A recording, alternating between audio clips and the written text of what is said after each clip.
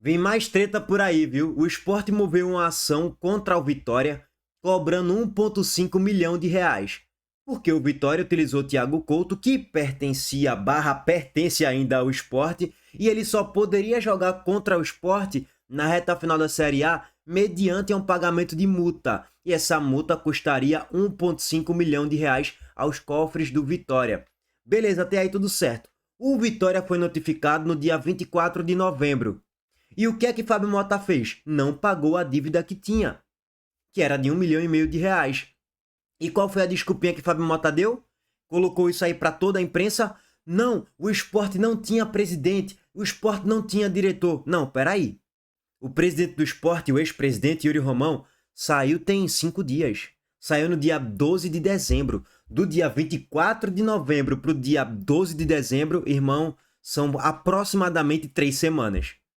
Então, assim, não tinha presidente? Tinha sim. Henrique Obrogini tá de saída agora, recentemente também. Ele ainda estava no Sport.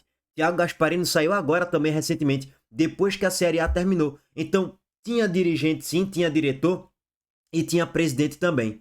Fábio Mota jogou para a torcida que não pagamos porque o presidente saiu, o diretor saiu e não conseguimos negociar com o Sport. Mentira, viu, Fábio Mota? Eles estavam aqui. Não sei o porquê, não sei se você tentou negociar com eles e não conseguiu, não sei exatamente o motivo. Mas presidente tinha e diretor também tinha. É bom pontuar isso, tá? E aí o que é que aconteceu? Além dessas declarações de Fábio Mota que não faz muito sentido, só é analisar a cronologia dos fatos, a Gabriele Gomes ontem soltou a informação no GE que o presidente do Vitória está rebatendo a aliação do Sport e promete cobrar por Léo Pereira também.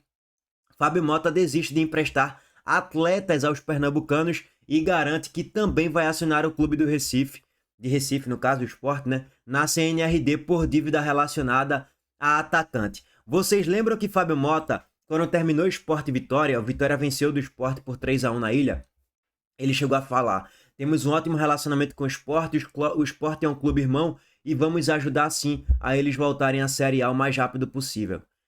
E eram jogadores que seriam cedidos por empréstimos ao Sport nessa temporada de 2026. Daqui a pouco a gente vai chegar lá, mas pelo visto o amor acabou e a boa relação também.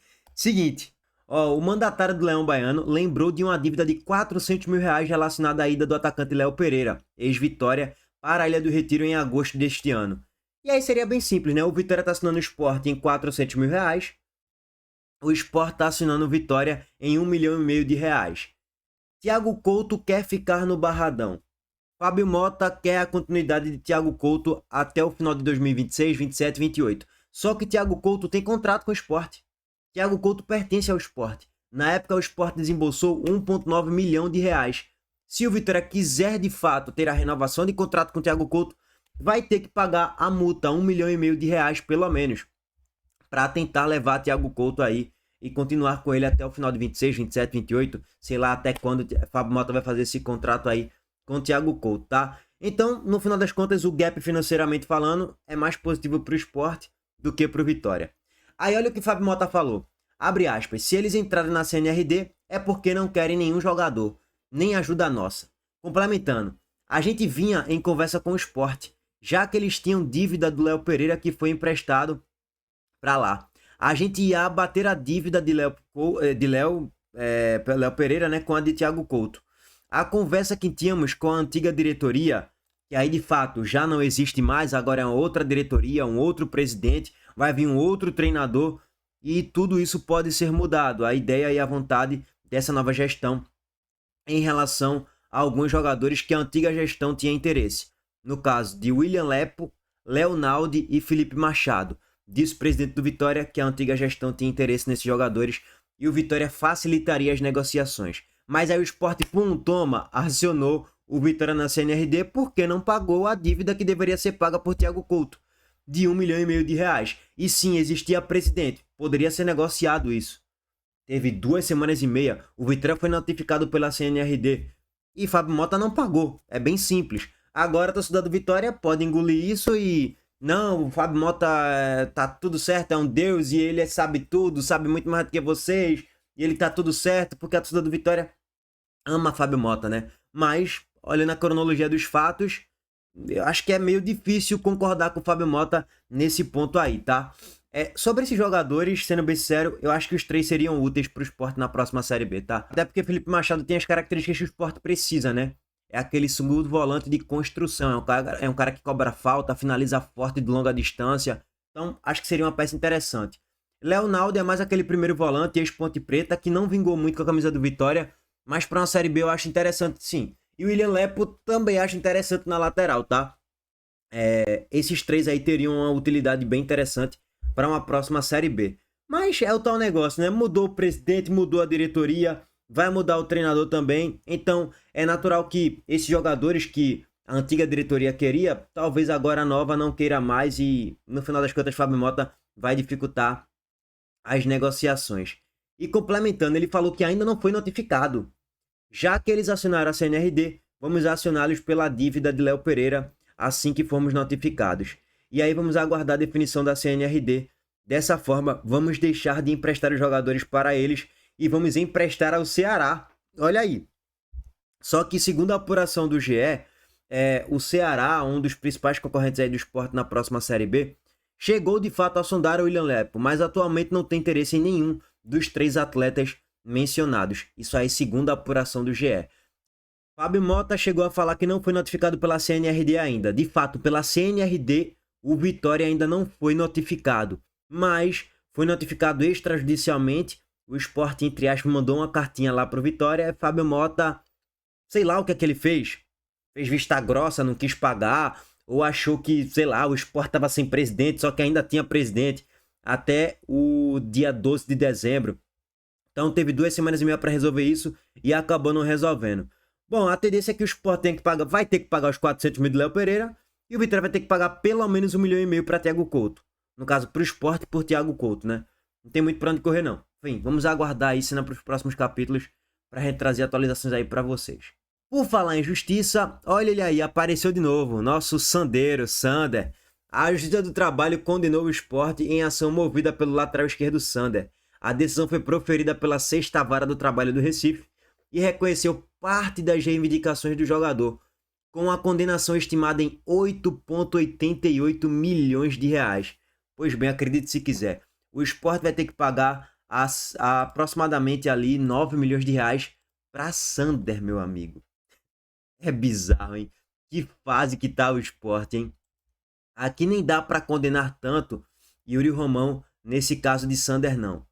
Beleza que Sander continuou aqui na gestão Yuri Romão de 2021 para 2022. Ele jogou a Série B de 2022, inclusive. Mas, na época, Yuri Romão não chegou a dever nenhum salário a Sander, não, tá, gente? Naquele tempo de contrato ali, do início de 2022 até o final de 2022. Aí, ó, no processo, Sander acusou o Sport de irregularidades no uso de contratos de direitos de imagem que, segundo o atleta, serviam para complementar o salário acima do limite permitido por lei, fixado em 40% da remuneração, caracterizando fraude trabalhista. As custas processuais no montante de R$ 32.600 ficam sob responsabilidade do clube, tá? Além disso, a defesa apontou atrasos e inadimplência em salários, pagamento de imagem, bônus de renovação contratual, verbas rescisórias e encargos trabalhistas. Tudo isso deve ir para recuperação judicial, né? A juíza responsável pelo caso entendeu que os valores pagos como direitos de imagem tinham, na prática, um caráter salarial, determinando que essas quantias fossem incorporadas ao salário do atleta. E aí, com isso, o Sport foi condenado a pagar as diferenças, né? Com reflexo em férias, 13º, FGTS, aviso prévio e repouso semanal remunerado, além da quitação de valores que não foram pagos durante o vínculo empregatício e que não prescreveram. Bom, além disso, a sentença também reconheceu o direito de Sander ao recebimento de R$100 mil referente aos bônus de renovação, tratado como verba salarial, além de uma multa contratual que acabou reduzida pela Justiça para R$102 mil. Bom, então é todo esse pacote de FGTS, 13º, enfim, férias, adicional noturno e por aí vai, tá, irmão? Repousos semanais, ele tá colocando tudo no balaio e a Justiça condenou o Sport a pagar R$8,8 milhões para Sander, tá? Para finalizar, uma informação recente agora, quentinha, saindo direto do forno de ontem para hoje, Felipe Ximenes está negociando com o Sport para assumir o cargo de CEO. Ximenes demonstrou interesse em trabalhar no Leão e conversas estão acontecendo para definir bases salariais e detalhes de contrato.